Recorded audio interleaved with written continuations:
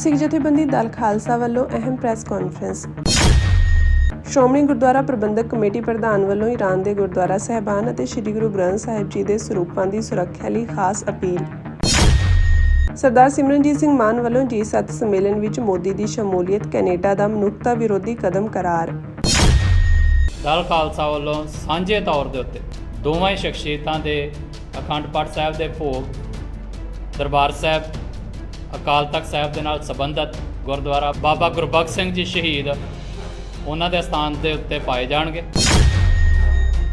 ਸਿੱਖ ਜਥੇਬੰਦੀ ਦਲ ਖਾਲਸਾ ਵੱਲੋਂ ਅੱਜ ਇੱਕ ਅਹਿਮ ਪ੍ਰੈਸ ਕਾਨਫਰੰਸ ਕੀਤੀ ਗਈ ਤੇ ਇਸ ਦੌਰਾਨ ਆਗੂਆਂ ਨੇ ਐਲਾਨ ਕੀਤਾ ਕਿ ਦਲ ਖਾਲਸਾ ਦੇ ਬਾਨੀ ਭਾਈ ਗਜਿੰਦਰ ਸਿੰਘ ਅਤੇ ਸ਼ਹੀਦ ਭਾਈ ਹਰਦੀਪ ਸਿੰਘ ਨਿੱਜਰ ਦੀ ਯਾਦ ਵਿੱਚ ਦਰਬਾਰ ਸਾਹਿਬ ਸਮੂਹ ਅੰਦਰ ਸ਼ਰਧਾਂਜਲੀ ਸਮਾਗਮ 5 ਜੁਲਾਈ ਨੂੰ ਹੋਵੇਗਾ। ਉਨ੍ਹਾਂ ਇਹ ਵੀ ਕਿਹਾ ਕਿ ਕੈਨੇਡਾ ਭਾਰਤ ਨਾਲ ਆਪਣੇ ਵਪਾਰਕ ਰਿਸ਼ਤੇ ਮਜ਼ਬੂਤ ਕਰਨ ਲਈ ਭਾਈ ਹਰਦੀਪ ਸਿੰਘ ਨਿੱਜਰ ਦੀ ਸ਼ਹਾਦਤ ਦੀ ਬਲੀ ਨਾ ਦੇਵੇ ਅਤੇ ਕੇਵਲ ਇਨਸਾਫ ਕਰੇ। ਭਾਈ ਹਰਦੀਪ ਸਿੰਘ ਨਿੱਜਰ ਦੀ ਮੌਤ ਲਈ ਜ਼ਿੰਮੇਵਾਰ ਪਰਦੇ ਪਿੱਛੇ ਕੰਮ ਕਰਦੀ ਤਾਕਤ ਦੇ ਜ਼ਿੰਮੇਵਾਰ ਅਧਿਕਾਰੀਆਂ ਨੂੰ ਕਾਨੂੰਨ ਅਨੁਸਾਰ ਬਣਦੀ ਸਜ਼ਾ ਜ਼ਰੂਰ ਮਿਲੇ। ਉਹਨਾਂ ਦੋਨਾਂ ਦੇ ਸੰਘਰਸ਼ ਨੂੰ ਅਹਿਮੀਅਤ ਦਿੰਦੇ ਹੋਏ ਉਹਨਾਂ ਨੂੰ ਸ਼ਰਧਾਂਜਲੀ ਦਿੰਦੇ ਹੋਏ ਦਲ ਖਾਲਸਾ ਵੱਲੋਂ ਸਾਂਝੇ ਤੌਰ ਦੇ ਉੱਤੇ ਦੋਵਾਂ ਸ਼ਖਸੀਅਤਾਂ ਦੇ ਅਖੰਡ ਪਾਠ ਸਾਹਿਬ ਦੇ ਭੋਗ ਦਰਬਾਰ ਸਾਹਿਬ ਅਕਾਲ ਤਖਤ ਸਾਹਿਬ ਦੇ ਨਾਲ ਸੰਬੰਧਿਤ ਗੁਰਦੁਆਰਾ ਭਾਈ ਬਾਬਾ ਗੁਰਬਖਸ਼ ਸਿੰਘ ਜੀ ਸ਼ਹੀਦ ਉਹਨਾਂ ਦੇ ਸਥਾਨ ਦੇ ਉੱਤੇ ਪਾਏ ਜਾਣਗੇ।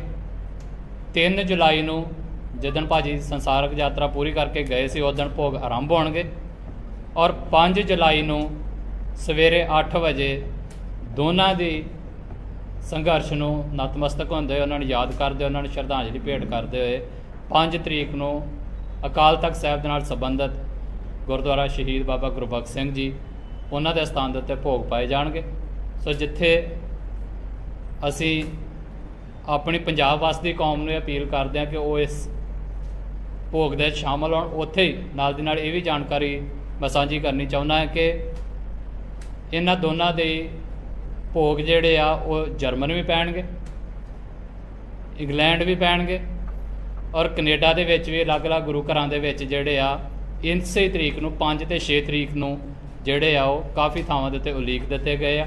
ਸੋ ਪੂਰੀ ਦੁਨੀਆ ਦੇ ਵਿੱਚ ਇਹਨਾਂ ਨੂੰ 5 ਤੇ 6 ਤਰੀਕ ਨੂੰ ਅਲੱਗ-ਅਲੱਗ ਗੁਰਦੁਆਰੇ ਅਲੱਗ-ਅਲੱਗ ਜਗ੍ਹਾ ਦੇ ਉੱਤੇ ਦੁਨੀਆ ਦੇ ਵਿੱਚ ਯਾਦ ਕੀਤਾ ਜਾਣਾ ਹੈ ਔਰ ਜਿੱਦਣ ਇਹ ਯਾਦ ਹੋਣਗੇ ਉਹਦੇ ਨਾਲ ਦੀ ਨਾਲ ਹੀ ਭਾਈ ਹਰਦੀਪ ਸਿੰਘ ਨਿੱਜਰ ਦਾ ਕੇਸ ਜਿਹੜਾ ਆ ਉਹ ਖਾਸ ਤੌਰ ਦੇ ਉੱਤੇ ਫਿਰ ਦੁਬਾਰਾ ਯਾਦ ਕੀਤਾ ਜਾਏਗਾ। ਉਨ੍ਹਾਂ ਕਿਹਾ ਕਿ ਹਾਲ ਹੀ ਵਿੱਚ ਜਥੇਦਾਰਾਂ ਦੀਆਂ ਹੋਈਆਂ ਨਿਯੁਕਤੀਆਂ ਨੂੰ ਪੰਥ ਦੇ ਵੱਡੇ ਹਿੱਸੇ ਨੇ ਪ੍ਰਵਾਨ ਨਹੀਂ ਕੀਤਾ ਹੈ। ਵਿਧੀ ਵਿਧਾਨ ਅਨੁਸਾਰ ਅਤੇ ਪੰਥ ਨੂੰ ਭਰੋਸੇ ਵਿੱਚ ਲੈ ਕੇ ਪੰਥਕ ਸਿਸਟਮ ਅਨੁਸਾਰ ਹੋਈ ਨਿਯੁਕਤੀ ਹੀ ਪੰਥ ਨੂੰ ਪ੍ਰਵਾਨ ਹੋਵੇਗੀ। ਕਿ ਕੋਈ ਤਰੀਕਾਕਾਰ ਨਹੀਂ ਹੈ ਜਥੇਦਾਰ ਸਾਹਿਬਾਨਾਂ ਦੀ ਸੇਵਾ ਮੁਕਤੀ ਦਾ ਤੇ ਨਿਯੁਕਤੀ ਦਾ ਔਰ ਉਹਦੇ ਲਈ ਸ਼੍ਰੋਮਣੀ ਗੁਰਦੁਆਰਾ ਪ੍ਰਬੰਧਕ ਕਮੇਟੀ ਦੇ ਪ੍ਰਧਾਨ ਸਾਹਿਬ ਨੇ ਇਹ ਪਹਿਲ ਕਦਮੀ ਕੀਤੀ ਸੀ। ਹਾਲਾਂਕਿ ਪਹਿਲਾਂ ਵੀ ਗੱਲਾਂ ਚੱਲੀਆਂ ਸੀ ਪਰ ਅੱਜ ਦੇ ਦੌਰ 'ਚ ਪਹਿਲ ਕਦਮੀ ਕੀਤੀ ਕਿ ਉਹਨਾਂ ਨੇ ਕਿਹਾ ਸੀ ਕਿ ਬਹੁਤ ਜਲਦ ਵਿਧੀ ਵਿਧਾਨ ਬਣੇਗਾ। ਅੱਜ ਤੱਕ ਉਹਦੇ ਬਾਰੇ ਕੁਝ ਨਹੀਂ ਹੋਇਆ। ਇਹ ਕਿਹਾ ਗਿਆ ਸੀ ਕਿ ਜਦੋਂ ਸੁਝਾਅ ਆ ਜਾਣਗੇ ਮਾਹਿਰਾਂ ਦੀ ਕਮੇਟੀ ਬਣਾਈ ਜਾਏਗੀ, ਉਹਦੇ ਉੱਤੇ ਕੰਮ ਹੋਏਗਾ। ਪਰ ਇੰਜ ਮਹਿਸੂਸ ਹੋ ਰਿਹਾ ਹੈ ਕਿ ਸ਼ਾਇਦ ਇੱਕ ਪਾਰਟਿਕੂਲਰ ਈਵੈਂਟ ਇੱਕ ਪਾਰਟਿਕੂਲਰ ਡੇ ਜਿਹੜਾ ਉਹਨੂੰ ਲੰਘਾ ਲਿਆ ਗਿਆ ਆ ਪਰ ਉਸ ਤੋਂ ਬਾਅਦ ਵੀ ਉਹਦੇ ਉੱਤੇ ਟੋਟਲ ਖਾਮੋਸ਼ੀ ਆ। ਸੋ ਅਸੀਂ ਇਹ ਚਾਹੁੰਦੇ ਹਾਂ ਕਿ ਇਹਦੇ ਉੱਤੇ ਜਿਹੜਾ ਆ ਉਹ ਅੱਗੇ ਕੰਮ ਹੋਣਾ ਚਾਹੀਦਾ ਹੈ, ਪ੍ਰੋਸੈਸ ਅੱਗੇ ਵਧਣਾ ਚਾਹੀਦਾ ਹੈ। ਉਹਦੇ ਲਈ ਸ਼੍ਰੋਮਣੀ ਗੁਰਦੁਆਰਾ ਪ੍ਰਬੰਧਕ ਕਮੇਟੀ ਨੂੰ ਚਾਹੀਦਾ ਹੈ ਕਿ ਇਹ ਤੋਂ ਪਹਿਲਾਂ ਕਿ ਗਾਂ ਫਿਰ ਦੀਵਾਲੀ ਆ ਜੇ ਤੇ ਉਦੋਂ ਫਿਰ ਜਥੇਦਾਰਾਂ ਦਾ ਰੌਲਾ ਪਵੇ, ਉਹ ਤੋਂ ਪਹਿਲਾਂ ਹੀ ਇਹ ਜਿਹੜਾ ਸਾਰਾ ਪ੍ਰੋਸੈਸ ਆ ਇਹਨੂੰ ਕੰਪਲੀਟ ਕਰਨਾ ਚਾਹੀਦਾ ਹੈ। ਕੰਪਲੀਟ ਕਹਿ ਰਿਹਾ ਮੈਂ, ਸ਼ੁਰੂਆਤ ਨਹੀਂ ਵੀ ਦੀਵਾਲੀ ਤੋਂ 2 ਦਿਨ ਪਹਿਲਾਂ ਸ਼ੁਰੂਆਤ ਕਰ ਲਈ। ਹੁਣ ਸਮਾਂ ਆ, ਜਿੰਨੇ ਸੁਝਾਅ ਜਿੰਨੇ ਦੇਣੇ ਸੀ ਉਹ ਦੇ ਚੁੱਕਿਆ ਹੈ, ਜਿੰਨੇ ਆਏ ਨੇ ਉਹਨਾਂ ਨੂੰ ਵਿਚਾਰਿਆ ਜਾਵੇ, ਆਪਣੇ ਕੋਲੋਂ ਜਿਹੜੇ ਉਹਨਾਂ ਦੇ ਜਿਹੜੇ ਸੁਝਾਅ ਨੇ ਉਹਨਾਂ ਨੂੰ ਕੰਸੀਡਰ ਕੀਤਾ ਜਾਵੇ, ਜਿਹੜੀ ਵੀ ਕਮੇਟੀ ਬਣਾਉਣੀ ਆ ਬਣਾਈ ਜਾਵੇ ਔਰ ਉਹਨੂੰ ਇੱਕ ਟਾਈਮ ਬੰਦ ਕੀਤਾ ਜਾਵੇ ਕਿ ਇੰਨੇ ਸਮੇਂ ਦੇ ਵਿੱਚ ਵਿਧੀ ਵਿਧਾਨ ਤਿਆਰ ਹੋ ਜਾਵੇ ਔਰ ਤਿਆਰ ਹੋਣ ਤੋਂ ਬਾਅਦ ਇਮੀਡੀਏਟਲੀ ਲਾਗੂ ਵੀ ਹੋਵੇ। ਇਹ ਨਾ ਹੋਵੇ ਕਿ ਤਿਆਰ ਕਰਕੇ ਇੱਕ ਖਰੜਾ ਜਿਹੜਾ ਰੱਖ ਲਿਆ ਤੇ ਬਾਅਦ 'ਚ ਫਿਰ ਅਗਲੇ 20 ਸਾਲ ਜਿਹੜਾ ਇੱਦਾਂ ਹੀ ਕੌਮ ਜਿਹੜੀ ਆ ਉਹ ਧੱਕੇ ਖਾਂਦੀ ਰਹੇ। ਤਿਆਰ ਹੋਵੇ, ਸਾਰਿਆਂ ਦੀ ਰਾਏ ਜਿੱਥੋਂ ਆਏ ਨੇ ਭੇਜਿਆ ਜਾਵੇ, ਜਿੱਥੇ ਮਤਲਬ ਜੋ ਵੀ ਪ੍ਰੋਸੈਸ ਆ ਸਾਰਾ ਉਹ ਸਮਾਂ ਰਹਿੰਦਿਆਂ ਜਿਹੜਾ ਆ ਉਹ ਕੰਪਲੀਟ ਕੀਤਾ ਜਾਵੇ ਤਾਂ ਕਿ ਜਿਹੜਾ ਇਹ ਜਥੇਦਾਰ ਸਾਹਿਬਾਨਾਂ ਵਾਲਾ ਰੌਲਾ ਆ ਇਹ ਖਤਮ ਹੋਵੇ। ਕਿਉਂਕਿ ਇਹਦੇ ਨਾਲ ਕੱਲਾ ਇਹ ਨਹੀਂ ਹੈ ਵੀ ਸ਼੍ਰੋਮਣੀ ਗੁਰਦੁਆਰਾ ਪ੍ਰਬੰਧਕ ਕਮੇਟੀ ਦੀ ਸ਼ਾਖ ਨੂੰ ਢਾਲ ਲੱਗਦੀ। ਇਜ਼ਰਾਈਲ ਈਰਾਨ ਜੰਗ ਤੇ ਗੱਲ ਕਰਦਿਆਂ ਆਗੂਆਂ ਨੇ ਕਿਹਾ ਕਿ ਇਜ਼ਰਾਈਲ ਦੁਨੀਆ ਨੂੰ ਪਰਮਾਣੂ ਜੰਗ ਵੱਲ ਧੱਕ ਰਿਹਾ ਹੈ। ਅਮਰੀਕਾ ਨੂੰ ਉਸ ਨੂੰ ਹੱਲਾਸ਼ੇਰੀ ਦੇਣ ਦੀ ਥਾਂ ਰੋਕਣਾ ਚਾਹੀਦਾ ਹੈ, ਜਿਵੇਂ ਉਸਨੇ ਭਾਰਤ ਪਾਕਿਸਤਾਨ ਵਿਚਾਲੇ ਜੰਗ ਨੂੰ ਰੋਕਿਆ ਸੀ। ਦੁਨੀਆ ਦੇ ਵਿੱਚ ਖਾਸ ਤੌਰ ਤੇ ਵੈਸਟ ਏਸ਼ੀਆ ਦੇ ਵਿੱਚ ਜਿਹੜੇ ਹਾਲਾਤ ਬਣ ਰਹੇ ਨੇ, ਜਿਸ ਤਰੀਕੇ ਦੇ ਨਾਲ ਇਜ਼ਰਾਈਲ ਇਸ ਵੇਲੇ ਜੈਨੋਸਾਈਡ ਕਰਦਾ ਚੱਲਿਆ ਆ ਰਿਹਾ। ਉਹਨੇ ਪਹਿਲਾਂ ਪੈਲਸਟਾਈਨਸ ਦੇ 50,000 ਤੋਂ ਵੱਧ ਜਿਹੜੇ ਨਾਗਰਿਕ ਸੀ, ਗਾਜ਼ਾ ਦੇ ਜਿਹੜੇ ਸਿਟੀਜ਼ਨ ਸੀ, ਉਹਨਾਂ ਦਾ ਸ਼ਰੇਆਮ ਕਤਲੇਆਮ ਕੀਤਾ। ਦੁਨੀਆ ਬੋਲੀ, ਬਸ ਸਿਰਫ ਬੋਲੀ। ਕਿਸੇ ਨੇ ਕੋਈ ਅੱਗੇ ਹੋ ਕੇ ਐਸਾ ਕਦਮ ਨਹੀਂ ਚੁੱਕਿਆ ਕਿ ਇਜ਼ਰਾਈਲ ਨੂੰ ਰੋਕਿਆ ਜਾਵੇ। ਪਰਸੋਂ ਹੀ 50 ਪੈਲਸਟਾਈਨਸ ਜਿਹੜੇ ਰਾਸ਼ਨ ਦੀ ਉਡੀਕ ਕਰ ਰਹੇ ਸੀ, ਲਾਈਨ 'ਚ ਖੜੇ ਸੀ, ਉਹਨਾਂ ਨੂੰ ਗੋਲੀਆਂ ਬੰਬਾਂ ਦੇ ਨਾਲ ਮਾਰ ਦਿੱਤਾ ਗਿਆ ਔਰ ਦੁਨੀਆ ਤਮਾਸ਼ਬੀਨ ਹੋ ਕੇ ਦੇਖ ਰਹੀ ਹੈ। ਹੁਣ ਇਜ਼ਰਾਈਲ ਨੇ ਜਿਸ ਤਰੀਕੇ ਦੇ ਨਾਲ ਈਰਾਨ ਦੇ ਨਾਲ ਜੰਗ ਛੇੜ ਦਿੱਤੀ ਹੈ, ਇਹ ਜੰਗ ਦੁਨੀਆ ਨੂੰ ਨਿਊਕਲੀਅਰ ਵਾਰ ਵਾਲੇ ਪਾਸੇ ਧੱਕ ਰਹੀ ਹੈ। ਬੇਸ਼ੱਕ ਅਜੇ ਇਹ ਜੰਗ ਰੋਕੀ ਜਾ ਸਕਦੀ ਹੈ ਔਰ ਕੇਵਲ ਇੱਕੋ ਇੱਕ ਮੁਲਕ ਹੈ ਜਿਹੜਾ ਰੋਕ ਸਕਦਾ, ਉਹ ਹੈਗਾ USA, ਮਿਸਟਰ ਡੋਨਲਡ ਟਰੰਪ। ਲੇਕਿਨ ਅਫਸੋਸ ਹੈ ਕਿ ਮਿਸਟਰ ਟਰੰਪ ਉਹ ਇਸ ਵੇਲੇ ਉਹਨੇ ਆਪਣਾ ਅਸਰ ਰਸੂਖ ਵਰਤ ਕੇ G7 ਦੇ ਵਿੱਚ ਵੀ ਇਜ਼ਰਾਈਲ ਦੇ ਮਗਰ ਆਪਣੇ ਆਪ ਨੂੰ ਸਟੈਂਡ ਕੀਤਾ, ਇਜ਼ਰਾਈਲ ਦੀ ਸਪੋਰਟ ਕੀਤੀ ਹੈ ਔਰ ਉਹ ਕਹਿ ਰਹੇ ਨੇ ਕਿ ਇਜ਼ਰਾਈਲ ਨੂੰ ਆਪਣੀ ਡਿਫੈਂਸ ਦਾ ਹੱਕ ਹੈ। ਪੈਲਸਟਾਈਨਸ ਦੇ 50,000 ਨਿਹੱਥੇ ਲੋਕਾਂ ਨੂੰ ਮਾਰਨ ਦਾ ਲਾਇਸੈਂਸ ਇਜ਼ਰਾਈਲ ਨੂੰ ਦਿੱਤਾ ਗਿਆ। ਇਹ ਕਾਹਦੀ ਡਿਫੈਂਸ ਹੈ? ਜਿਸ ਤਰੀਕੇ ਦੇ ਨਾਲ ਹੁਣ ਵੀ ਇਜ਼ਰਾਈਲ ਨੇ ਈਰਾਨ ਦੇ ਆਰਮੀ ਬਰਾਸ ਨੂੰ ਅੱਗੇ ਹੋ ਕੇ ਬਿਨਾਂ ਕਿਸੇ ਪ੍ਰੋਵੋਕੇਸ਼ਨ ਦੇ ਮਾਰਿਆ, ਇਹ ਕਿਸ ਤਰੀਕੇ ਦੀ ਡਿਫੈਂਸ ਹੈ? ਸੋ ਇਜ਼ਰਾਈਲ ਨੂੰ ਅਗਰ ਕੋਈ ਰੋਕ ਸਕਦਾ ਹੈ ਤੇ ਉਹ ਅਮਰੀਕਾ ਰੋਕ ਸਕਦਾ ਹੈ ਔਰ ਸਾਡੀ ਇਹ ਰਿਕੁਐਸਟ ਹੈ ਕਿ ਦੁਨੀਆ ਤਬਾਹੀ ਵੱਲ ਜਾ ਰਹੀ ਹੈ, ਅਮਰੀਕਾ ਆਪਣਾ ਪੋਜ਼ਿਟਿਵ ਰੋਲ ਪਲੇ ਕਰੇ, ਇਸ ਲੜਾਈ ਨੂੰ ਰੋਕਿਆ ਜਾਵੇ, ਕਿਉਂਕਿ ਇਹ ਜਿਹੜੀ ਲੜਾਈ ਹੈ ਇਹ ਨਿਊਕਲੀਅਰ ਵਾਰ ਵਾਲੇ ਪਾਸੇ ਜਾ ਰਹੀ ਹੈ। ਇਸ ਖਿੱਤੇ ਦੇ ਵਿੱਚ ਪਿੱਛੇ ਜਿਹੀ ਪਾਕਿਸਤਾਨ ਇੰਡੀਆ ਦੀ ਕੌਨਫਲਿਕਟ ਹੋਈ ਹੈ, ਉਹਦੇ ਵਿੱਚ ਮਿਸਟਰ ਡੋਨਲਡ ਟਰੰਪ ਨੇ ਬਾਰ-ਬਾਰ ਇਹ ਗੱਲ ਕਹੀ ਹੈ ਕਿ ਇਸ ਖਿੱਤੇ ਦੇ ਵਿੱਚ ਲੜਾਈ ਮੈਂ ਰੋਕੀ ਹੈ। ਅੱਜ ਮਿਸਟਰ ਮੋਦੀ ਦੀ ਇੰਡੀਅਨ ਨਿਊਜ਼ਪੇਪਰ ਦੇ ਵਿੱਚ ਦੁਬਾਰਾ ਲਗਾਤਾਰ ਸਟੇਟਮੈਂਟਸ ਆ ਰਹੀ ਹੈ ਕਿ ਇਹ ਪਾਕਿਸਤਾਨ ਤੇ ਇੰਡੀਆ ਦੀ ਆਪਸੀ ਗੱਲਬਾਤ ਦੇ ਨਾਲ ਲੜਾਈ ਰੁਕੀ ਹੈ। ਬਟ ਨਾਲ ਹੀ ਮਿਸਟਰ ਟਰੰਪ ਨੇ ਫਿਰ ਦੁਹਰਾਇਆ ਕਿ ਨਹੀਂ, ਇਹ ਲੜਾਈ ਮੈਂ ਰੋਕੀ ਹੈ।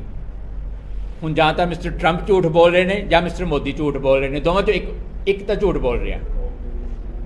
ਸੋ ਅਗਰ ਅਮਰੀਕਾ ਦਾ ਵਰਲਡ ਪੁਲਿਸਮੈਨ ਦੇ ਤੌਰ ਤੇ ਰੋਲ ਦੇਖਿਆ ਜਾਵੇ ਤਾਂ ਲੱਗਦਾ ਹੈ ਕਿ ਮਿਸਟਰ ਟਰੰਪ ਸੱਚ ਬੋਲ ਰਹੇ ਨੇ ਔਰ ਮਿਸਟਰ ਮੋਦੀ ਝੂਠ ਬੋਲ ਰਹੇ ਨੇ। ਉਹ ਮੰਨ ਨਹੀਂ ਰਹੇ ਕਿਉਂਕਿ ਉਹਨਾਂ ਨੂੰ ਲੱਗਦਾ ਹੈ ਕਿ ਇਹ ਗੱਲ ਮੰਨਣ ਦੇ ਨਾਲ ਹਿੰਦੁਸਤਾਨ ਦੀ ਪਿਛਲੇ 50-60 ਸਾਲਾਂ ਤੋਂ ਜਿਹੜੀ ਪਾਲਿਸੀ ਲਾਈਨ ਚੱਲੀ ਆ ਰਹੀ ਹੈ ਕਿ ਅਸੀਂ ਕਸ਼ਮੀਰ ਦੇ ਵਿੱਚ ਥਰਡ ਪਾਰਟੀ ਦੀ ਮੀਡੀਏਸ਼ਨ ਨਹੀਂ ਹੋਣ ਦਿਆਂਗੇ, ਉਹ ਲਾਈਨ ਟੁੱਟਦੀ ਹੈ।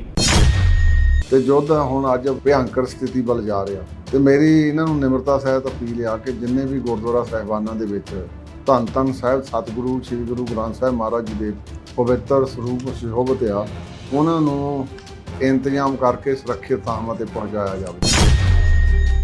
ਸ਼੍ਰੋਮਣੀ ਗੁਰਦੁਆਰਾ ਪ੍ਰਬੰਧਕ ਕਮੇਟੀ ਦੇ ਪ੍ਰਧਾਨ ਐਡਵੋਕੇਟ ਹਰਜਿੰਦਰ ਸਿੰਘ ਧਾਮੀ ਨੇ ਭਾਰਤ ਸਰਕਾਰ ਨੂੰ ਈਰਾਨ ਅਤੇ ਇਜ਼ਰਾਈਲ ਵਿੱਚ ਚੱਲ ਰਹੇ ਆਪਸੀ ਜੰਗ ਵਾਲੇ ਹਾਲਾਤਾਂ ਦੇ ਮੱਦੇਨਜ਼ਰ ਉੱਥੇ ਸਥਿਤ ਗੁਰਦੁਆਰਾ ਸਾਹਿਬਾਨ ਅਤੇ ਸ੍ਰੀ ਗੁਰੂ ਗ੍ਰੰਥ ਸਾਹਿਬ ਜੀ ਦੇ ਪਾਵਨ ਸਰੂਪਾਂ ਦੀ ਸੁਰੱਖਿਆ ਨੂੰ ਯਕੀਨੀ ਬਣਾਉਣ ਲਈ ਤੁਰੰਤ ਢੁਕਵੇਂ ਕਦਮ ਚੁੱਕਣ ਲਈ ਕਿਹਾ ਹੈ। ਐਡਵੋਕੇਟ ਧਾਮੀ ਨੇ ਜਾਰੀ ਇੱਕ ਬਿਆਨ ਵਿੱਚ ਕਿਹਾ ਕਿ ਸ੍ਰੀ ਗੁਰੂ ਗ੍ਰੰਥ ਸਾਹਿਬ ਜੀ ਸਿੱਖ ਕੌਮ ਲਈ ਸਰਵਉੱਚ ਹਨ, ਜਿਨ੍ਹਾਂ ਦਾ ਸਤਿਕਾਰ ਤੇ ਸੁਰੱਖਿਆ ਸਿੱਖ ਪੰਥ ਲਈ ਸਭ ਤੋਂ ਅਹਿਮ ਹੈ। ਉਨ੍ਹਾਂ ਕਿਹਾ ਕਿ ਮੌਜੂਦਾ ਸਮੇਂ ਈਰਾਨ ਤੇ ਇਜ਼ਰਾਈਲ ਵਿੱਚ ਜੰਗ ਦੇ ਨਾਜ਼ੁਕ ਹਾਲਾਤਾਂ ਕਾਰਨ ਉੱਥੇ ਸਥਿਤ ਗੁਰਦੁਆਰਾ ਸਾਹਿਬਾਨ ਅਤੇ ਸ੍ਰੀ ਗੁਰੂ ਗ੍ਰੰਥ ਸਾਹਿਬ ਜੀ ਦੇ ਪਾਵਨ ਸਰੂਪਾਂ ਦੀ ਸੁਰੱਖਿਆ ਨੂੰ ਯਕੀਨੀ ਬਣਾਉਣਾ ਸਰਕਾਰਾਂ ਦੀ ਜ਼ਿੰਮੇਵਾਰੀ ਹੈ। ਉਨ੍ਹਾਂ ਅੱਗੇ ਕਿਹਾ ਕਿ ਭਾਰਤ ਸਰਕਾਰ ਨੂੰ ਆਪਣੇ ਕੂਟਨੀਤਿਕ ਸਬੰਧਾਂ ਅਤੇ ਅੰਤਰਰਾਸ਼ਟਰੀ ਮੰਚਾਂ ਦੀ ਵਰਤੋਂ ਕਰਦਿਆਂ ਈਰਾਨ ਅਤੇ ਇਜ਼ਰਾਈਲ ਦੀਆਂ ਸਰਕਾਰਾਂ ਨਾਲ ਸੰਪਰਕ ਕਰਕੇ ਇਹ ਯਕੀਨੀ ਬਣਾਉਣਾ ਚਾਹੀਦਾ ਹੈ ਕਿ ਗੁਰਦੁਆਰਾ ਸਾਹਿਬਾਨ ਅਤੇ ਸ੍ਰੀ ਗੁਰੂ ਗ੍ਰੰਥ ਸਾਹਿਬ ਜੀ ਦੇ ਪਾਵਨ ਸਰੂਪਾਂ ਨੂੰ ਕਿਸੇ ਵੀ ਤਰ੍ਹਾਂ ਦਾ ਨੁਕਸਾਨ ਨਾ ਪਹੁੰਚੇ ਅਤੇ ਉਹਨਾਂ ਦਾ ਸਤਿਕਾਰ ਬਣਿਆ ਰਹੇ। ਇਸ ਦੇ ਨਾਲ ਹੀ ਐਡਵੋਕੇਟ ਧਾਮੀ ਨੇ ਈਰਾਨ ਅਤੇ ਇਜ਼ਰਾਈਲ ਵਿੱਚ ਵਸਦੇ ਸਿੱਖਾਂ ਨੂੰ ਵੀ ਅਪੀਲ ਕੀਤੀ ਕਿ ਉਹ ਸਥਾਨਕ ਸਰਕਾਰਾਂ ਅਤੇ ਸਬੰਧਤ ਅਧਿਕਾਰੀਆਂ ਨਾਲ ਸੰਪਰਕ ਕਰਕੇ ਗੁਰਦੁਆਰਾ ਸਾਹਿਬਾਨ ਅਤੇ ਸ੍ਰੀ ਗੁਰੂ ਗ੍ਰੰਥ ਸਾਹਿਬ ਜੀ ਦੇ ਪਾਵਨ ਸਰੂਪਾਂ ਦੀ ਸੁਰੱਖਿਆ ਨੂੰ ਯਕੀਨੀ ਬਣਾਉਣ। ਉਨ੍ਹਾਂ ਕਿਹਾ ਕਿ ਸ਼੍ਰੋਮਣੀ ਕਮੇਟੀ ਇਸ ਮਸਲੇ ਤੇ ਨੇੜਿਓਂ ਨਜ਼ਰ ਰੱਖ ਰਹੀ ਹੈ ਅਤੇ ਭਾਰਤ ਸਰਕਾਰ ਤੋਂ ਉਮੀਦ ਕਰਦੀ ਹੈ ਕਿ ਇਸ ਸੰਵੇਦਨਸ਼ੀਲ ਮਾਮਲੇ ਤੇ ਤੁਰੰਤ ਕਾਰਵਾਈ ਕਰੇਗੀ। ਪਿਛਲੇ ਦਿਨਾਂ ਦੇ ਵਿੱਚ ਇਜ਼ਰਾਈਲ ਤੇ ਈਰਾਨ ਦੀ ਜਿਹੜੀ ਜੰਗ ਆ ਉਹ ਬਹੁਤ ਤੇਜ਼ ਹੁੰਦੀ ਜਾ ਰਹੀ ਹੈ, ਕਿਉਂਕਿ ਈਰਾਨ ਦੇ ਵਿੱਚ ਕਾਫੀ ਗੁਰਦੁਆਰਾ ਸਾਹਿਬਾਨ ਵੀ ਸੁਸ਼ੋਭਿਤ ਆ ਤੇ ਇਸ ਚੱਲਦੀ ਲੜਾਈ ਦੇ ਵਿੱਚ ਕੋਈ ਨਹੀਂ ਦੇਖਿਆ ਜਾਂਦਾ ਕਿੱਥੇ ਤਬਾਹੀ ਹੋ ਜਾਣੀ ਆ। ਤੇ ਮੈਂ ਭਾਰਤ ਸਰਕਾਰ ਤੋਂ ਮੰਗ ਕਰਦਾ ਕਿ ਇਹ ਯੁੱਧ ਕਿੰਨਾ ਚਿਰ ਚੱਲਣਾ ਇਹਦਾ ਕੋਈ ਅੰਦਾਜ਼ਾ ਨਹੀਂ ਲਾਇਆ ਜਾ ਸਕਦਾ ਤੇ ਯੁੱਧ ਹੁਣ ਅੱਜ ਭਿਆਨਕ ਸਥਿਤੀ ਵੱਲ ਜਾ ਰਿਹਾ। ਤੇ ਮੇਰੀ ਇਹਨਾਂ ਨੂੰ ਨਿਮਰਤਾ ਸਹਿਤ ਅਪੀਲ ਆ ਕਿ ਜਿੰਨੇ ਵੀ ਗੁਰਦੁਆਰਾ ਸਾਹਿਬਾਨਾਂ ਦੇ ਵਿੱਚ ਧੰਨ ਧੰਨ ਸਾਹਿਬ ਸਤਿਗੁਰੂ ਸ੍ਰੀ ਗੁਰੂ ਗ੍ਰੰਥ ਸਾਹਿਬ ਮਹਾਰਾਜ ਜੀ ਦੇ ਪਵਿੱਤਰ ਸਰੂਪ ਸੁਸ਼ੋਭਿਤ ਆ, ਉਹਨਾਂ ਨੂੰ ਇੰਤਜ਼ਾਮ ਕਰਕੇ ਸੁਰੱਖਿਅਤ ਥਾਵਾਂ ਤੇ ਪਹੁੰਚਾਇਆ ਜਾਵੇ। ਤੇ ਮੈਂ ਉੱਥੋਂ ਦੇ ਸਿੱਖ ਭਾਈਚਾਰੇ ਨੂੰ ਵੀ ਬੇਨਤੀ ਕਰਨੀ ਚਾਹੁੰਦਾ ਕਿ ਜਿੱਥੇ ਜਿੱਥੇ ਵੀ ਗੁਰਦੁਆਰਾ ਸਾਹਿਬਾਨਾਂ ਦੇ ਵਿੱਚ ਧੰਨ ਗੁਰੂ ਗ੍ਰੰਥ ਸਾਹਿਬ ਮਹਾਰਾਜ ਪਾਤਸ਼ਾਹ ਜੀ ਦੇ ਸਰੂਪ ਸੁਸ਼ੋਭਿਤ ਆ, ਉਹ ਸੁਰੱਖਿਅਤ ਥਾਵਾਂ ਦੇ ਉੱਤੇ ਅੰਬੈਸਡਰ ਦੇ ਨਾਲ ਗੱਲ ਕਰਕੇ ਉਹਨਾਂ ਨੂੰ ਸੁਰੱਖਿਅਤ ਥਾਵਾਂ ਤੇ ਪਹੁੰਚਾਇਆ ਜਾਵੇ ਤਾਂ ਕਿ ਇਸ ਯੁੱਧ ਦੇ ਵਿੱਚ ਉਹ ਸਤਿਗੁਰਾਂ ਦੇ ਪਵਿੱਤਰ ਸਰੂਪ ਜਿਹੜੇ ਆ ਉਹਨਾਂ ਦੀ ਸੁਰੱਖਿਆ ਹੋ ਸਕੇ। ਸੋ ਜਿੱਥੇ ਮੈਂ ਉੱਥੋਂ ਦੇ ਵਸਿੰਦੇ ਸਿੱਖ ਭਾਈਚਾਰੇ ਨੂੰ ਸਾਰੇ ਨੂੰ ਬੇਨਤੀ ਕਰਦਾ, ਉੱਥੇ ਭਾਰਤ ਸਰਕਾਰ ਤੋਂ ਵੀ ਮੰਗ ਕਰਦਾ ਕਿ ਤੁਸੀਂ ਆਪਣੇ ਅੰਬੈਸਡਰ ਰਾਹੀਂ ਸਤਿਗੁਰੂ ਧੰਨ ਗੁਰੂ ਗ੍ਰੰਥ ਸਾਹਿਬ ਪਾਤਸ਼ਾਹ ਦੇ ਜਿਹੜੇ ਵੀ ਸਰੂਪ ਉੱਥੇ ਸੁਸ਼ੋਭਿਤ ਆ ਉਹ ਸਾਰੇ ਸੁਰੱਖਿਅਤ ਥਾਵਾਂ 'ਤੇ ਸੁਸ਼ੋਭਿਤ ਕੀਤੇ ਜਾਣ, ਕਿਉਂਕਿ ਜੰਗ ਆ ਇਹ ਦੇਖਦਾ ਨਹੀਂ, ਜੰਗ ਨੇ ਨਾ ਇਹਨੇ ਮੰਦਿਰ ਦੇਖਣਾ, ਨਾ ਮਸਜਿਦ ਦੇਖਣੀ, ਤਾਂ ਨਾ ਗੁਰਦੁਆਰਾ ਦੇਖਣਾ। ਸੋ ਨਿਮਰਤਾ ਸਹਿਤ ਨੂੰ ਮੈਂ ਬੇਨਤੀ ਕਰਦਾ ਕਿ ਉਹਨਾਂ ਨੂੰ ਜਲਦੀ ਤੋਂ ਜਲਦੀ ਵਿਵਸਥਾ ਕਰਕੇ ਥਾਂ ਥਾਂ ਹੀ ਸਤਿਗੁਰੂ ਜੀ ਦੇ ਸਰੂਪ ਸੁਰੱਖਿਅਤ ਥਾਂ 'ਤੇ ਪਹੁੰਚਾਏ ਜਾਣ। ਸ਼੍ਰੋਮਣੀ ਅਕਾਲੀ ਦਲ ਅੰਮ੍ਰਿਤਸਰ ਪ੍ਰਧਾਨ ਸਰਦਾਰ ਸਿਮਰਨਜੀਤ ਸਿੰਘ ਮਾਨ ਦਾ ਕਹਿਣਾ ਹੈ ਕਿ G7 ਸੰਮੇਲਨ ਵਿੱਚ ਸ਼ਾਮਿਲ ਹੋਣ ਸਮੇਂ ਮੋਦੀ ਦਾ ਚਿਹਰਾ ਸਿੱਖਾਂ ਦਾ ਕਾਤਲ ਹੋਣ ਨੂੰ ਪ੍ਰਤੱਖ ਕਰ ਰਿਹਾ ਸੀ। ਉਨ੍ਹਾਂ ਕਿਹਾ ਕਿ ਜਦੋਂ ਸ਼੍ਰੀ ਮੋਦੀ G7 ਸੰਮੇਲਨ ਵਿੱਚ ਸ਼ਾਮਿਲ ਹੋਣ ਲਈ ਕੈਨੇਡਾ ਦੀ ਧਰਤੀ ਤੇ ਉਤਰੇ ਤਾਂ ਉਹਨਾਂ ਦਾ ਨਮੋਸ਼ੀ ਵਾਲਾ ਚਿਹਰਾ ਪ੍ਰਤੱਖ ਕਰ ਰਿਹਾ ਸੀ ਕਿ ਉਹ ਸਿੱਖਾਂ ਦੇ ਕਾਤਲ ਹਨ ਅਤੇ G7 ਸੰਮੇਲਨ ਵਿੱਚ ਸ਼ਾਮਿਲ ਹੁੰਦੇ ਹੋਏ ਬੜੇ ਖੌਫ ਅਤੇ ਭੈ ਵਿੱਚ ਸਨ। ਫਿਰ ਉਹਨਾਂ ਦਾ ਸਵਾਗਤ ਕਰਨ ਲਈ ਕੋਈ ਵੀ ਉੱਚ ਪੱਧਰੀ ਸਰਕਾਰੀ ਸ਼ਖਸੀਅਤ ਨਹੀਂ ਆਈ, ਬਲਕਿ ਬਹੁਤ ਛੋਟੇ ਅਧਿਕਾਰੀਆਂ ਵੱਲੋਂ ਉਹਨਾਂ ਨੂੰ ਲਿਆਂਦਾ ਗਿਆ। ਉਹਨਾਂ ਕਿਹਾ ਕਿ ਇਹ ਅਮਲ ਵੀ ਕੈਨੇਡਾ ਤੇ ਅਮਰੀਕਾ ਵਿੱਚ ਕੀਤੇ ਗਏ ਸਿੱਖਾਂ ਦੇ ਕਤਲਾਂ ਦੇ ਸੱਚ ਨੂੰ ਕਿਸੇ ਨਾ ਕਿਸੇ ਰੂਪ ਵਿੱਚ ਪ੍ਰਗਟਾ ਰਹੇ ਸਨ। ਉਹਨਾਂ ਦਾ ਉਤਰਿਆ ਹੋਇਆ ਤੇ ਡਰਿਆ ਹੋਇਆ ਚਿਹਰਾ ਸਾਹਿਬਜ਼ਾਦਿਆਂ ਨੂੰ ਸ਼ਹੀਦ ਕਰਨ ਵਾਲੇ ਜਲਾਦਾਂ ਦੇ ਚਿਹਰੇ ਦੀ ਤਰ੍ਹਾਂ ਸੱਚ ਨੂੰ ਖੁਦ ਪ੍ਰਗਟ ਕਰ ਰਿਹਾ ਸੀ। ਉਹਨਾਂ ਇਹ ਵੀ ਕਿਹਾ ਕਿ ਕੈਨੇਡਾ ਦੀ ਸਰਕਾਰ ਨੇ ਸਿੱਖਾਂ ਦੇ ਕਾਤਲ ਨੂੰ ਸੱਦ ਕੇ ਇਨਸਾਨੀਅਤ ਤੌਰ ਤੇ ਠੀਕ ਨਹੀਂ ਕੀਤਾ, ਕਿਉਂਕਿ ਇਹਨਾਂ ਵੱਲੋਂ ਕੀਤੀ ਗਈ ਬਜਰ ਗੁਸਤਾਖੀ ਅਤੇ ਕੌਮਾਂਤਰੀ ਜੁਰਮ ਦੀ ਬਦੌਲਤ ਨਾ ਤਾਂ ਪਛਤਾਵਾ ਵਜੋਂ ਕੋਈ ਪਛਤਾਵਾ ਦਿਖਾਈ ਦਿੱਤਾ ਅਤੇ ਨਾ ਹੀ ਕੋਈ ਇਸ ਪ੍ਰਤੀ ਮੁਆਫੀ ਮੰਗੀ ਗਈ। ਜਦੋਂ ਕੈਨੇਡਾ ਦੇ ਵਜ਼ੀਰ ਆਜ਼ਮ ਨੂੰ ਇਸ ਵਿਸ਼ੇ ਉੱਤੇ ਪੱਤਰਕਾਰਾਂ ਵੱਲੋਂ ਪੁੱਛਿਆ ਗਿਆ ਤਾਂ ਉਹ ਇਹ ਕਹਿ ਕੇ ਕਿ ਤਫਤੀਸ਼ ਹੋ ਰਹੀ ਹੈ, ਅਸਲੀਅਤ ਵਿੱਚ ਗੱਲ ਨੂੰ ਟਾਲ ਗਏ। ਉੱਥੇ ਉਤਰਦੇ ਸਮੇਂ ਮੋਦੀ ਦਾ ਚਿਹਰਾ ਆਪਣੇ ਗੁਨਾਹਾਂ ਦੀ ਬਦੌਲਤ ਸਾਹਿਬਜ਼ਾਦਿਆਂ ਦੇ ਜਲਾਦਾਂ ਦੀ ਤਰ੍ਹਾਂ ਕਾਲਾ ਹੋਇਆ ਪਿਆ ਸੀ, ਕਿਉਂਕਿ ਇਹਨਾਂ ਨੇ ਸਟੇਟਲੈਸ ਨਿਰਦੋਸ਼ ਸਿੱਖਾਂ ਦੇ ਸਾਜ਼ਿਸ਼ ਅਧੀਨ ਕਤਲ ਕਰਵਾਏ ਹਨ। ਇੰਨਾ ਹੀ ਨਹੀਂ, ਜਦੋਂ ਇਹ ਸ਼ਾਮਿਲ ਹੋਏ ਉਸ ਸਮੇਂ ਅਮਰੀਕਾ ਦੇ ਪ੍ਰੈਜ਼ੀਡੈਂਟ ਟਰੰਪ ਵੀ ਇਹਨਾਂ ਦਾ ਦਾਗੀ ਚਿਹਰਾ ਦੇਖ ਕੇ ਸੰਮੇਲਨ ਵਿੱਚੋਂ ਚਲੇ ਗਏ। ਉਹਨਾਂ ਕਿਹਾ ਕਿ ਇਹਨਾਂ ਦੇ ਕੀਤੇ ਕੁਕਰਮ ਸਾਬਿਤ ਕਰਦੇ ਹਨ ਕਿ ਇਹ ਸਿੱਖ ਕੌਮ ਦੇ ਕਾਤਲ ਹਿਟਲਰ, ਦਾਦਾ ਉਮੀਨ, ਮੋਸੋਲੀਨੀ ਅਤੇ ਤੋਜ਼ੋ ਵਰਗੇ ਮਨੁੱਖਤਾ ਦੇ ਕਾਤਲ ਜ਼ਾਲਮਾਂ ਤੋਂ ਘੱਟ ਨਹੀਂ ਹਨ।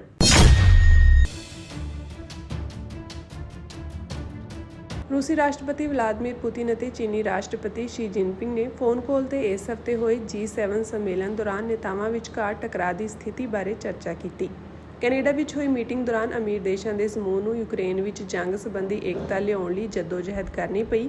ਇਸ ਮੌਕੇ ਅਮਰੀਕੀ ਰਾਸ਼ਟਰਪਤੀ ਡੋਨਾਲਡ ਟਰੰਪ ਨੇ ਪੁਤਿਨ ਦਾ ਸਮਰਥਨ ਕੀਤਾ ਅਤੇ ਵਾਸ਼ਿੰਗਟਨ ਤੋਂ ਇਜ਼ਰਾਈਲ ਈਰਾਨ ਵਿਚਕਾਰ ਜੰਗ ਦੀ ਸਥਿਤੀ ਨਾਲ ਨਜਿੱਠਣ ਲਈ ਇੱਕ ਦਿਨ ਪਹਿਲਾਂ ਚਲੇ ਗਏ। ਟਰੰਪ ਦੇ ਉੱਥੋਂ ਚਲੇ ਜਾਣ ਕਾਰਨ ਯੂਕਰੇਨ ਦੇ ਰਾਸ਼ਟਰਪਤੀ ਵਲਾਦੀਮੀਰ ਜ਼ੈਲੈਂਸਕੀ ਹੱਥੋਂ ਅਮਰੀਕਾ ਤੋਂ ਹੋਰ ਹਥਿਆਰ ਮੰਗਣ ਦਾ ਮੌਕਾ ਖੁੰਝ ਗਿਆ। ਕ੍ਰੈਮਲਿਨ ਦੇ ਸਹਾਇਕ ਯੂਰੀ ਯੂਸਾਕੋਵ ਨੇ ਜਾਣਕਾਰੀ ਦਿੱਤੀ ਕਿ ਪੁਤਿਨ ਅਤੇ ਸ਼ੀ ਨੇ ਕੈਨੇਡਾ ਵਿੱਚ ਹਾਲ ਹੀ ਵਿੱਚ ਹੋਏ G7 ਸਿਖਰ ਸੰਮੇਲਨ ਦੇ ਨਤੀਜਿਆਂ ਬਾਰੇ ਚਰਚਾ ਕੀਤੀ। ਇਸ ਦੌਰਾਨ ਉਹਨਾਂ G7 ਸੰਮੇਲਨ ਦੇ ਨੇਤਾਵਾਂ ਵਿਚਕਾਰ ਹੋਈ ਟਕਰਾਅ ਦੀ ਸਥਿਤੀ ਬਾਰੇ ਗੱਲਬਾਤ ਕੀਤੀ। ਕ੍ਰੈਮਲਿਨ ਨੇ ਦੱਸਿਆ ਕਿ ਲਗਭਗ 1 ਘੰਟਾ ਚੱਲੀ ਗੱਲਬਾਤ ਦੌਰਾਨ ਦੋਵਾਂ ਨੇ ਇਜ਼ਰਾਈਲ-ਈਰਾਨ ਸੰਕਟ, ਦੁਵੱਲੇ ਸਬੰਧ ਅਤੇ ਬ੍ਰਿਕਸ ਸਮੂਹ ਅੰਦਰ ਸਹਿਯੋਗ ਬਾਰੇ ਵੀ ਵਿਚਾਰ ਵਟਾਂਦਰਾ ਕੀਤਾ।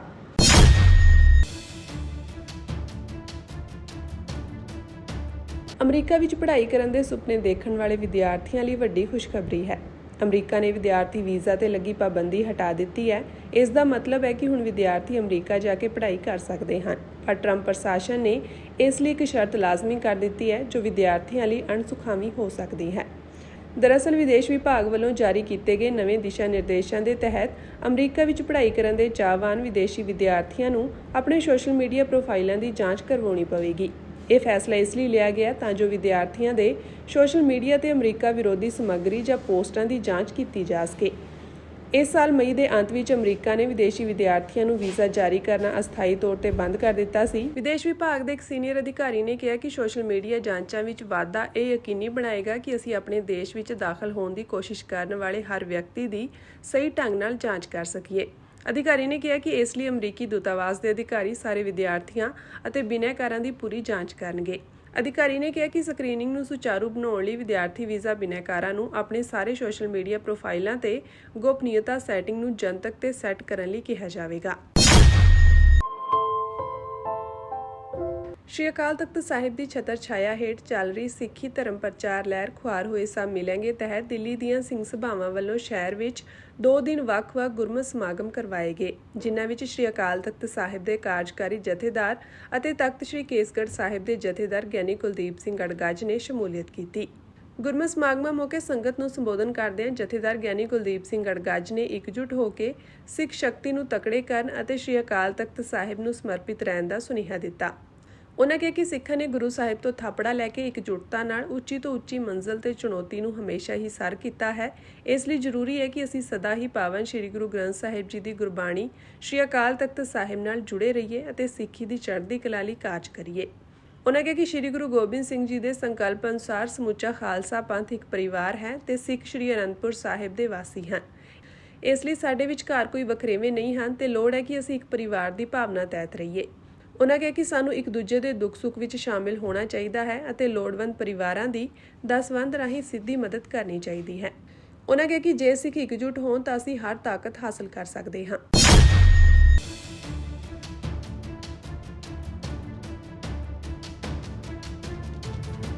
ਟੈਕਸਾਸ ਦੇ ਮੈਸੀ ਵਿੱਚ ਐਲੋਨ ਮਸਕ ਦੀ ਕੰਪਨੀ ਦੇ ਸਟਾਰਸ਼ਿਪ ਦੇ ਟੈਸਟਿੰਗ ਸਾਈਟ ਤੇ ਇੱਕ ਵੱਡਾ ਧਮਾਕਾ ਹੋਇਆ। ਧਮਾਕੇ ਤੋਂ ਬਾਅਦ ਸਟਾਰਸ਼ਿਪ ਦੇ ਅਗਲੇ ਲਾਂਚ ਦੀਆਂ ਤਿਆਰੀਆਂ ਪੂਰੀ ਤਰ੍ਹਾਂ ਬੰਦ ਕਰ ਦਿੱਤੀਆਂ ਗਈਆਂ ਹਨ। ਇਹ ਹਾਦਸਾ ਉਦੋਂ ਵਾਪਰਿਆ ਜਦੋਂ ਜਹਾਜ਼ 36 ਦੇ ਮਹੱਤਵਪੂਰਨ ਸਥਿਰ ਅੱਗ ਟੈਸਟ ਲਈ ਤਿਆਰੀਆਂ ਕੀਤੀਆਂ ਜਾ ਰਹੀਆਂ ਸਨ। ਇਹ ਟੈਸਟ ਇੱਕ ਪ੍ਰਕਿਰਿਆ ਹੈ ਜਿਸ ਵਿੱਚ ਰਾਕੇਟ ਇੰਜਨਾਂ ਨੂੰ ਜ਼ਮੀਨ ਤੇ ਸਥਿਰ ਰੱਖਦੇ ਹੋਏ ਚਾਲੂ ਕੀਤਾ ਜਾਂਦਾ ਹੈ ਤਾਂ ਜੋ ਲਾਂਚ ਤੋਂ ਪਹਿਲਾਂ ਸਿਸਟਮ ਦੀ ਅੰਤਿਮ ਜਾਂਚ ਕੀਤੀ ਜਾ ਸਕੇ। ਇਸ ਦੇ ਨਾਲ ਹੀ ਚਸ਼ਮਦੀਦਾਂ ਨੇ ਦੱਸਿਆ ਕਿ ਘਟਨਾ ਵਾਲੀ ਥਾਂ ਤੇ ਅਚਾਨਕ ਹੋਏ ਵੱਡੇ ਧਮਾਕੇ ਕਾਰਨ ਮਲਬਾ ਕੈਂਪਸ ਵਿੱਚ ਫੈਲ ਗਿਆ। ਹਾਲਾਂਕਿ ਹਾਦਸੇ ਵਿੱਚ ਕਿਸੇ ਜਾਨੀ ਨੁਕਸਾਨ ਬਾਰੇ ਕੋਈ ਜਾਣਕਾਰੀ ਨਹੀਂ ਹੈ। ਧਮਾਕੇ ਨਾਲ ਸਟਾਰਸ਼ਿਪ ਪ੍ਰੋਟੋਟਾਈਪ ਨੂੰ ਗੰਭੀਰ ਨੁਕਸਾਨ ਪਹੁੰਚਿਆ ਹੈ, ਜਿਸ ਕਾਰਨ SpaceX ਨੇ ਸਾਰੀਆਂ ਲਾਂਚ ਤਿਆਰੀਆਂ ਨੂੰ ਅਣਮਿੱਥੇ ਸਮੇਂ ਲਈ ਮੁਲਤਵੀ ਕਰ ਦਿੱਤਾ ਹੈ। ਕੰਪਨੀ 29 ਜੂਨ ਨੂੰ ਦੁਨੀਆ ਦੇ ਸਭ ਤੋਂ ਵੱਡੇ ਅਤੇ ਸਭ ਤੋਂ ਸ਼ਕਤੀਸ਼ਾਲੀ ਰਾਕੇਟ ਸਿਸਟਮ ਦੀ 10ਵੀਂ ਟੈਸਟ ਉਡਾਣ ਦੀ ਯੋਜਨਾ ਬਣਾ ਰਹੀ ਸੀ। SpaceX ਨੇ ਹਾਦਸੇ ਦੀ ਪੁਸ਼ਟੀ ਕਰਦੇ ਹੋਏ ਇੱਕ ਬਿਆਨ ਜਾਰੀ ਕੀਤਾ ਹੈ। SpaceX ਨੇ ਬਿਆਨ ਵਿੱਚ ਕਿਹਾ ਕਿ ਪੂਰੇ ਆਪਰੇਸ਼ਨ ਦੌਰਾਨ ਟੈਸਟ ਸਾਈਟ ਦੇ ਆਲੇ-ਦੁਆਲੇ ਇੱਕ ਸੁਰੱਖਿਅਤ ਜ਼ੋਨ ਬਣਾਇਆ ਗਿਆ ਸੀ ਅਤੇ ਸਾਰੇ ਕਰਮਚਾਰੀ ਸੁਰੱਖਿਅਤ ਹਨ। ਸਾਰਿਆਂ ਦਾ ਧਿਆਨ ਰੱਖਿਆ ਜਾ ਰਿਹਾ ਹੈ। ਸਾਡੀ ਸਟਾਰਬੇਸ ਟੀਮ ਟੈਸਟ ਸਾਈਟ ਅਤੇ ਇਸ ਦੇ ਆਲੇ-ਦੁਆਲੇ ਦੇ ਖੇਤਰਾਂ ਨੂੰ ਸੁਰੱਖਿਅਤ ਕਰਨ ਲਈ ਸਥਾਨਕ ਅਧਿਕਾਰੀਆਂ ਨਾਲ ਸਰਗਰਮੀ ਨਾਲ ਕੰਮ ਕਰ ਰਹੀ ਹੈ ਅਤੇ ਨੇੜੇ-ਤੇੜੇ ਰਹਿਣ ਵਾਲੇ ਲੋਕਾਂ ਨੂੰ ਕੋਈ ਖਤਰਾ ਨਹੀਂ ਹੈ। ਇਹ ਘਟਨਾ ਸਾਲ 2025 ਵਿੱਚ ਸਟਾਰਸ਼ਿਪ ਪ੍ਰੋਗਰਾਮ ਲਈ ਇੱਕ ਹੋਰ ਝਟਕਾ ਹੈ। ਇਸ ਸਾਲ ਦੇ ਸ਼ੁਰੂ ਵਿੱਚ ਲਾਂਚ ਤੋਂ ਥੋੜੀ ਦੇਰ ਬਾਅਦ 2 ਸਟਾਰਸ਼ਿਪ ਟੈਸਟ ਉਡਾਣਾਂ ਧਮਾਕਿਆਂ ਵਿੱਚ ਨੁਕਸਾਨੀਆਂ ਗਈਆਂ ਸਨ। ਇੱਕ ਕੈਰੇਬੀਅਨ ਸਾਗਰ ਉੱਤੇ ਅਤੇ ਦੂਜੀ ਐਟਲਾਂਟਿਕ ਮਹਾਸਾਗਰ ਉੱਤੇ ਕੰਟਰੋਲ ਤੋਂ ਬਾਹਰ ਹੋ ਗਈ ਅਤੇ ਟੁਕੜਿਆਂ ਵਿੱਚ ਟੁੱਟ ਗਈ। ਇਨ੍ਹਾਂ ਘਟਨਾਵਾਂ ਤੋਂ ਬਾਅਦ ਫੈਡਰਲ ਐਵੀਏਸ਼ਨ ਐਡਮਿਨਿਸਟ੍ਰੇਸ਼ਨ ਨੇ ਜਾਂਚ ਸ਼ੁਰੂ ਕੀਤੀ ਅਤੇ ਹਵਾਈ ਖੇਤਰ ਨੂੰ ਅਸਥਾਈ ਤੌਰ ਤੇ ਬੰਦ ਕਰ ਦਿੱਤਾ ਗਿਆ। ਹਾਦਸੇ ਤੋਂ ਬਾਅਦ SpaceX ਧਮਾਕੇ ਦੇ ਕਾਰਨ ਦਾ ਪਤਾ ਲਗਾਉਣ ਲਈ FAA ਅਤੇ ਹੋਰ ਰੈਗੂਲੇਟਰਾਂ ਨਾਲ ਕੰਮ ਕਰ ਰਿਹਾ ਹੈ। ਇੰਜੀਨੀਅਰ ਨੁਕਸਾਨ ਦਾ ਮੁਲਾਂਕਣ ਕਰ ਰਹੇ ਹਨ ਅਤੇ ਸੁਰੱਖਿਆ ਪ੍ਰੋਟੋਕੋਲ ਦੀ ਸਮੀਖਿਆ ਕਰ ਰਹੇ ਹਨ। ਅਗਲੀ ਸਟਾਰਸ਼ਿਪ ਉਡਾਣ ਦਾ ਸਮਾਂ ਹੁਣ ਅਨਿਸ਼ਚਿਤ ਹੈ ਕਿਉਂਕਿ ਕੰਪਨੀ ਜ਼ਰੂਰੀ ਸੁਧਾਰਾਂ ਨੂੰ ਲਾਗੂ ਕਰਨ ਦੀ ਯੋਜਨਾ ਬਣਾ ਰਹੀ ਹੈ।